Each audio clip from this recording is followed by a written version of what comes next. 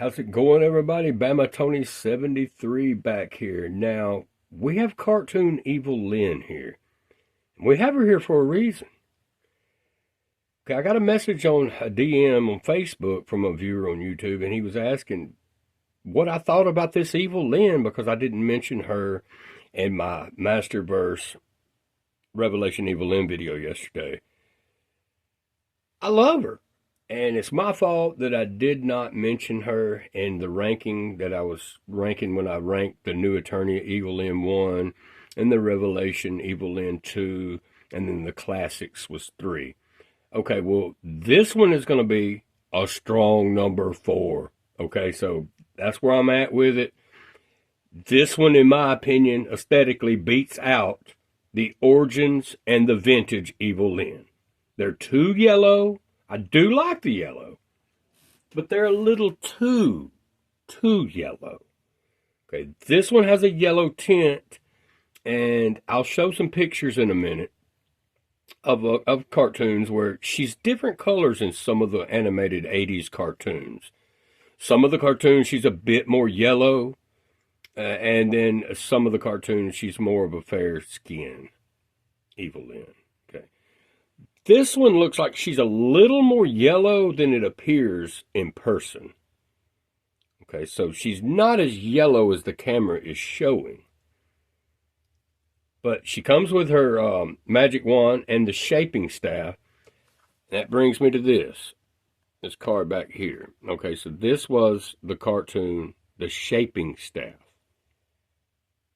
which was one of my favorites for a couple of different reasons. One, the inclusion of the shaping staff. You had Beastman morphing into King Randor here, tricking everybody thinking, that it was really King Randor when it was Beastman. And it was all to take over Grayskull and rule Eternia as the story goes. And that's what they do. That's what they do. And that's what it's all about. And the next reason being really the main reason. It was the first and only appearance of Faker. So have a look at the pictures here that I'm about to include, and you can see by one of the photos, Evil-Lyn's skin is a bit more yellow than the other pictures of her. And then you can see of how Faker really looked in his one and only appearance on the 1983 animated cartoon.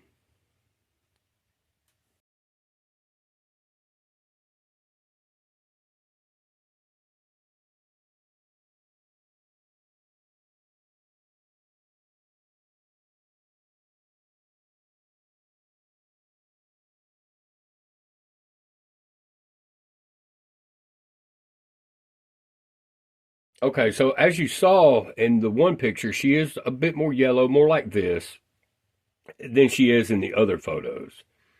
But it's the same with like Cringer with his tooth being on the right side in some of them. And then some of them, when his mouth's closed, his tooth's on the left. True story. True story. I've heard some video makers talk about that the tooth was in the wrong place and all this. No, it's really not. It's some of the cartoons have it on the left side and some of the cartoons have it on the right.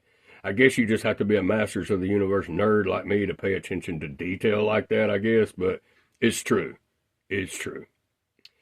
But this Evil-Lyn, I mean, I love this Evil-Lyn. She's a must-have. I'm a cartoon collector in the Masters of the Universe cartoon line. I have them all so far except for Faker, Leech, and Catcher. They're not out yet, but they are scalper-wise. But I'm talking about where I'm going to buy it. This Evil-Lyn did not include a cape, which blew my mind. I bought this cape on eBay from a guy. He makes capes, which actually pushed this figure to around $32.75. So it become a lot more pricier getting a cape, because if you're an inbox collector, you're not really going to worry so much about that because you're not taking it out of the package. But if you're an out-of-box collector such as myself and you're going to display these figures, You've got to have Evil-Lyn with a cape. It's just fitting. That's like Battle Cat with no armor. You know, it's just not right. It's not right. He-Man without the power sword. It's not right. Evil-Lyn without a cape. Every cartoon that Evil-Lyn is featured in, and she's dressed like this, she has her cape. It's part of her attire. It's part of her. Not sure why Mattel didn't include the cape, but I had to search for one. And this was specifically made for her. So I was going to order up on that, but as I said, it pushed it to almost $33 for the figure. But it's worth it to me because she looks a lot better, and it just tucks in back here behind her collar. A little wire, a bendable wire. It's awesome. But that's all I really wanted to talk about. How I really do love this Evil-Lyn. It's awesome. I mean, she comes in number 4 to me. Number 4 is big. There's a lot of Evil-Lyns out there. But the new Eternia being one. She just lacks accessories. The Revelation Evil-Lyn, number 2. The classics would be number 3. I just don't like the classics the way they are on their elbows and their legs. It's a hole there, and I don't like that. But aesthetically, it's hard to complain about the classics. They are beautiful figures, okay? But I don't like that about them. So I'm more into the cartoon line, the Origins, and also Masterverse. All of the Masterverse, Revolution, Revelation, and New Eternia. I like them all. But there are some of the figures I don't like and that I will not buy. Whether I like the cartoon line or not, I'm buying those because I'm collecting the entire line. Vehicles included. So, hence the collector. I have him. I wish they would come out with an attack track. I see it on the horizon.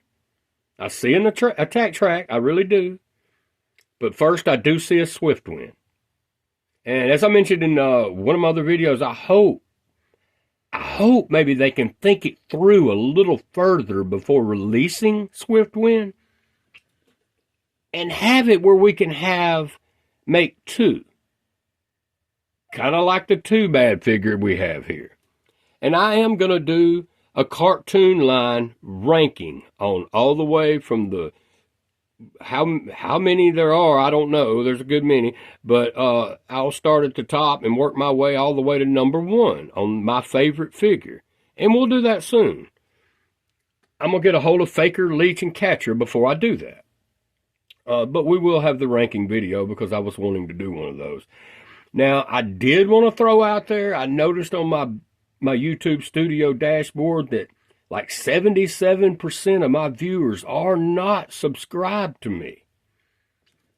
I want you to know, I appreciate each and every one of my new subscribers and my old ones for sticking around with me. I really appreciate it very much. And I really appreciate it if you just give me a thumbs up over there because that really helps the channel out. I'm on a quest for 1,000 subscribers. I'm like, I don't know, I've got 760 or something like that. So I'm a good bit away, but it's not impossible. With your help, I can get there. I can get there fast with you. So the 77% of my viewers that aren't subscribed and you are watching the video, it's free. Just click subscribe and give me a thumbs up, and it's greatly appreciated. And I am going to have some figure giveaways. It will be Masters of the Universe related. It's not going to be any Marvel, no Spider-Mans, no Batmans, anything like that. No Transformers, no Star Wars. It's all going to be Masters of the Universe, whether it be cartoon, Origins, or the Masterverse figures. Okay, so... And I will do, what we'll do is I'll draw the name out of the hat, just leave a comment. I'll let you know when I'm going to release the game, as we call it, and what figure I will be giving away. And I'm going to search high and low because I'm not going to give just any cheap figure away. If it's by Mattel, it's a good figure anyway. We know that. But it's going to be a good figure top tier figure. I'm not going to give away a $6 figure that I get on clearance or something like that. I'm going to give away a really nice one. Okay, so that's what I want to do, just to show how much I do appreciate each and every one of you for subscribing to my channel here. Okay, so help me get to 1,000. That's what we're trying to do here. But Evil-Lyn, she's a must-have if you are an Origins Subline cartoon collector. You're going to have to get this gal right here. There's no doubt about it. You're going to need to own her. Okay.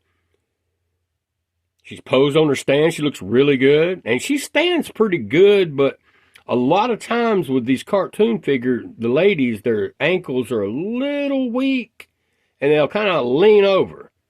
So if you have them on the stands, it's so much better because they stand more stationary. But as you see, she's gorgeous.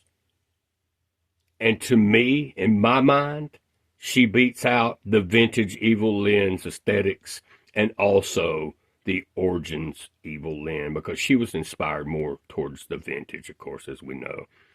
But this Evil-Lyn, as you saw in the pictures that I included, jumped right out of the cartoon, the 80s cartoon. So she is a fine representation of Evil-Lyn. That's all I have today, and as I mentioned, I have got a figure on the way. It's already shipped. It's leaving New York last time I checked, so it'll be here by the 5th or 6th, and we will do a video. I will feature it on the channel, and it's a good one. It's one I've been really, really wanting to get. If you can leave a comment down there and tell me which one you think it is, and you're right, then that might be the figure giveaway game. I don't know. We'll think about that. That's yeah.